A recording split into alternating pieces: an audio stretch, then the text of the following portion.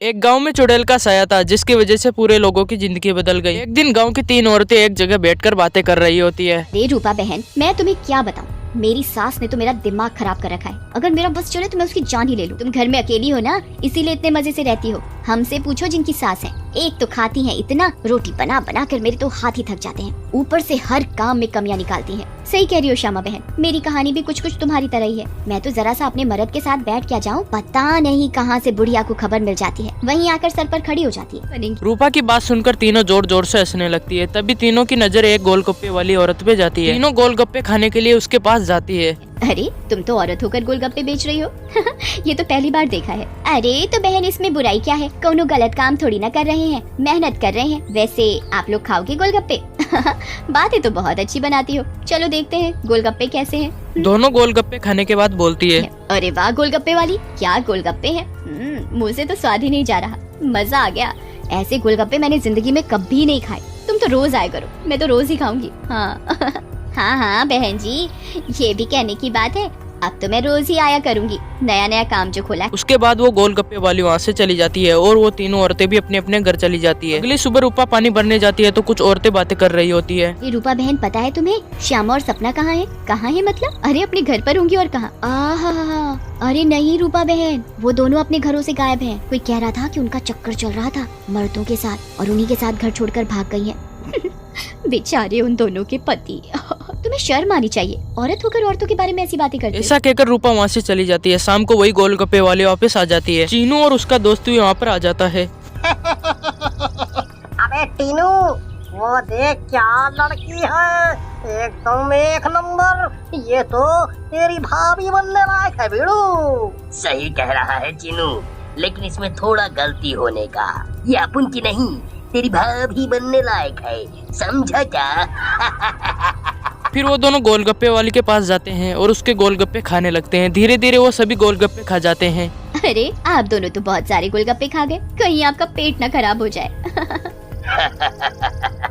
कुछ नहीं होगा हम दोनों को, हम दोनों का बॉडी एकदम स्टील के माफिक है। वैसे कल आएंगी आप यहाँ? गोलगप्पे वाली कुछ नहीं बोलती है और वहाँ से चली जाती है। दोनों गोलगप्पे ज्यादा खाने की वजह से उन दोनों का पेट खराब हो जाता है। अरे मर गया।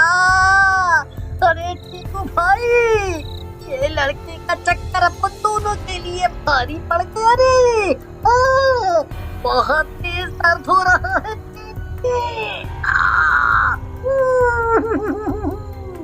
सही बोल रहा है भाई, अपन के पेट में भी बहुत गुड़गुड़ गुड़गुड़ सा हो रहा है और टॉयलेट तो कई बार होकर आया। मर गया रे, फिर से आ गई। चीनू और टीनू अपने दर्द के कारण बहुत ज्यादा चिल्ला रहे होते हैं। तभी वो गोलगप्पे वाली वहाँ पर आ जाती है। क्या हुआ मेरे आशिकों, ऐसे क्यों बैठे हो, पेट में दर्द हो रहा है क्या? तुम्हें पता था क्या मिलाया है तुमने इसमें, बताओ। तभी गोलगप्पे वाली चुड़ैल के रूप में आ जाती है। दोनों उसे देखकर घबरा जाते हैं और भागने लगते हैं।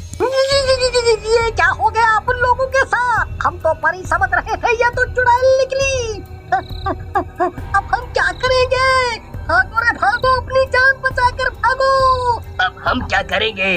करेगी तो ये चुड़ैल, अगर हम यहाँ से नहीं भाग पाए, इसलिए भागो यहाँ से। लेकिन चुड़ैल उन दोनों को पकड़ लेती है और मार देती है, फिर वहाँ से चली जाती है। उस दिन से गोलगप्पे वाले रोजाना गोलगप्पे खिलाती है और रात के अंदर सभी को मार देती है। इस बात से सभी गाँव वाले परेशान हो जाते हैं और एक दिन पंचायत बिठाते हैं। अरे भाइयों, गांव संकट में है, हम सबको मिलकर इस समस्या का समाधान निकालना पड़ेगा, नहीं तो एक एक करके पूरा गांव ही खाली हो जाएगा। फिर सभी अपने अपने घर चले जाते हैं। फिर चुड़ैल औरत का बेस बदलकर गांव में गोलगप्पे बेचने आती है। तभी उसके पास रूपा जाती है। अरे गोलगप्पे वाली, जरा गोलगप्पे खिला दे, सुबह से मन खराब हो रहा है, शायद चटपटा खाने से ठीक हो जाए। लेकिन तभी रूपा की नजर गोलगप्पे वाली के पैरों पे जाती है, क्योंकि उसके पैर उल्टे होते हैं। उसको पता चल जाता है कि ये सभी किया हुआ है उस गोलगप्पे वाली का ही है और अपने घर जाकर सभी बात दीनू को बता देती है। तुम पागल हो गई हो क्या रूपा? अगर उस गोलगप्पे वाली पर तुम्हें शक था तो तुमने गोलगप्पे क्यों खाए और अपनी जान जोखिम में क्यों डाली? मैंने अपनी जान जोखिम में नहीं डाली,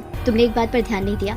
गांव में जितनी भी लाशें मिली हैं वो सिर्फ आदमियों की हैं, एक भी औरत की नहीं है। इसका मतलब ये है कि ये चुड़ैल अभी सिर्फ आदमियों को मार रही है। लेकिन रूपा, फिर भी औरतें तो गायब हो रही हैं और वो चुड़ैल निकली तो तुम उसका मुकाबला कैसे करोगी?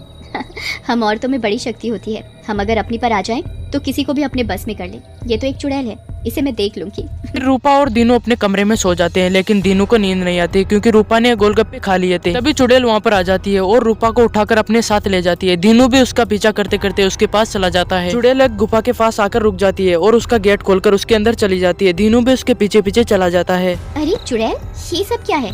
गाँव की औरतें, तुम ये क्या कर रही हो? रूपा बहन, ये चुड़ैल पूर्णिमा के दिन हम सब औरतों की बलि देगी, बचा लो हमें। ये बचाएगी तुम्हें। इसकी जान तो खुद खतरे में। तभी वहाँ पर दीनू आ जाता है और बोलता है, रूपा की नहीं चुड़ैल, बल्कि तू खतरे में है। तभी दीनू सभी औरतों को जलती हुई मसाल दे देता है और चुड़ैल के ऊपर फेंक देते हैं। फिर चुड़ैल भस्म हो जाती है और उनका पीछा छूट जाता है।